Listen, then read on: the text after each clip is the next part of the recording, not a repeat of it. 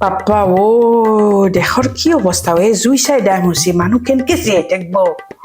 মা 500 টকাখন দিয়া না কিহৰ 500 টকা লাগে বা ঘূৰাবা হৈ গেল চিগাৰেট খাবি না আচলতে ধৰছা হা আৰু আপুনি কি হাঁহি আছে নো ফিচকে কোৱাই 1000 টকা এখন দি পঠাইছিলো কি আনছি বজাৰৰ পাই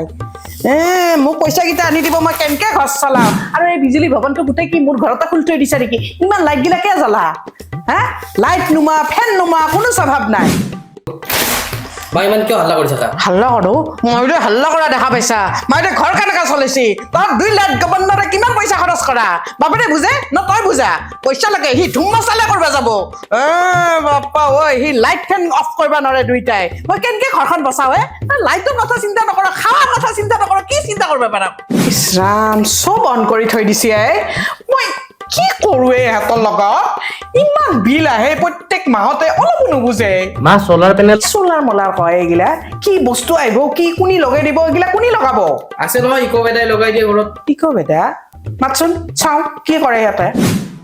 ইকোভেদা ক্লাইমেট অসমবাসীৰ নিৰ্ভৰযোগ্য সোলাৰ ইপিচি প্ৰতিষ্ঠান অসমৰ লোকসকলৰ কল্যাণ পৰিৱেশ সুৰক্ষা আৰু শক্তিৰ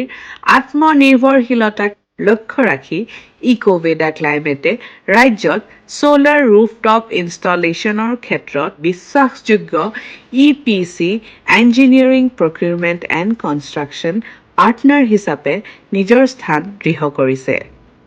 আৰু ইকোভেদাৰ ছাৰ্ভিচেছ অকল ইনষ্টলেশ্যনলৈকে নহয় পষ্ট ইনষ্টলেশ্যনো তেওঁলোকৰ টীম একেবাৰে সক্ৰিয় 24/7 আপোনালোকে হেল্প পাব আৰু গভৰ্ণমেণ্টে ইমান ধুনীয়া ছাবচিডি দি আছে আপোনালোকে ইকোভেদাৰ থ্ৰুদি ইনষ্টল কৰক